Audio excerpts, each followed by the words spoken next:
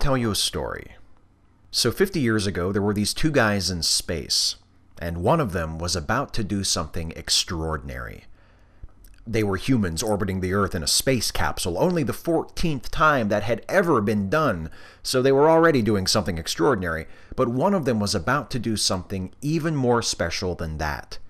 Their names were James McDivitt and Ed White. Their mission was designated Gemini 4, the second manned flight of Project Gemini, and Ed was about to become the first American to perform an extravehicular activity, also known as a spacewalk. You may have noticed I said first American to perform a spacewalk. The first person to perform a spacewalk ever was a Russian named Alexei Leonov, who did it just a little over 2 months prior to James and Ed's flight. I don't mean to diminish Alexei's accomplishment. He was the first human ever to leave a spacecraft during a space flight, and we should all know his name. But it just so happens that I'm an American, and thanks to cultural bias, I knew the story of Ed's spacewalk long before I heard anything about Alexei, and I've grown attached to it, so that's the story I'm going to tell you. But Alexei Leonov did it first. Now then, we've got James McDivitt, the command pilot, and Ed White, the pilot. The names they chose for the astronaut positions in Project Gemini might sound redundant and a little confusing. Basically, the command pilot is the guy who actually flies the spacecraft and is in charge of the mission, while the pilot serves as the co-pilot and is responsible for objectives not included in the command pilot's mission parameters.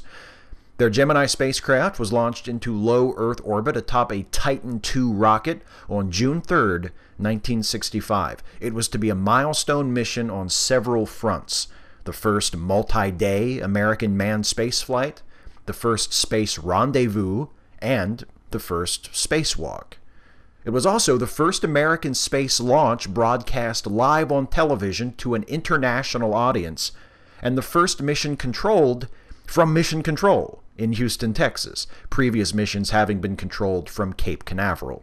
Early in the mission, during the first orbit, James, the command pilot, attempted to rendezvous, that is, to make a close, precise approach with the spent second stage of their Titan rocket.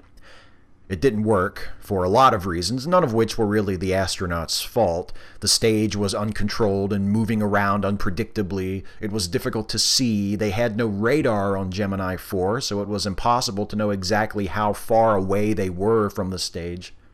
But regardless of why the attempt failed, it did fail. And by the time they gave up, both James and Ed were tired and frustrated. The spacewalk had been scheduled for their second orbit, but they decided to take a rest and move the spacewalk to orbit 3.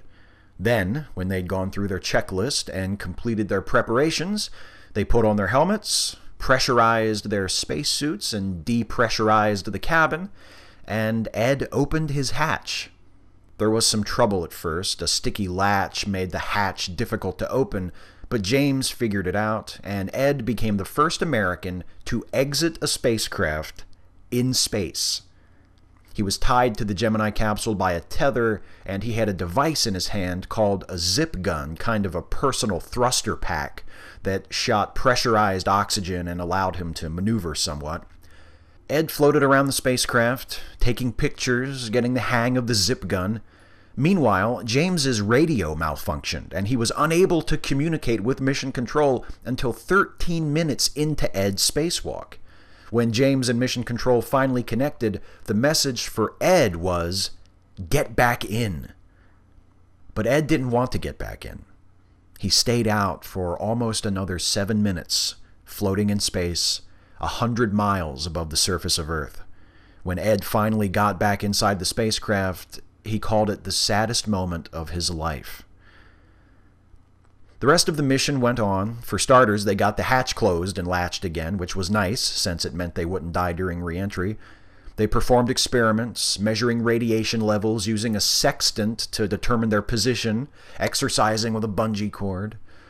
With just over 10 orbits to go, their computer failed, but re-entry was successful without it, and they splashed down in the Atlantic Ocean and were picked up by the aircraft carrier, the USS Wasp.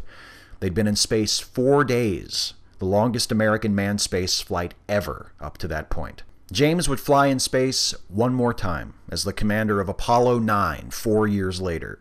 He and his two crewmates, Dave Scott and Rusty Schweigert, orbited Earth for 10 days, testing the hardware that would take astronauts to the surface of the moon and back beginning that summer with Apollo 11. Ed was selected senior pilot for the crew of Apollo 1, which was scheduled to be the first manned flight of the Apollo program in February of 1967.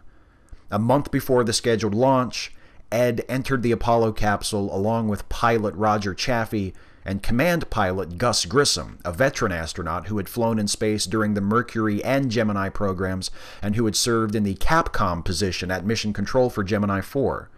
They were to perform a launch simulation called a plugs-out test to ensure the spacecraft would operate under its own power.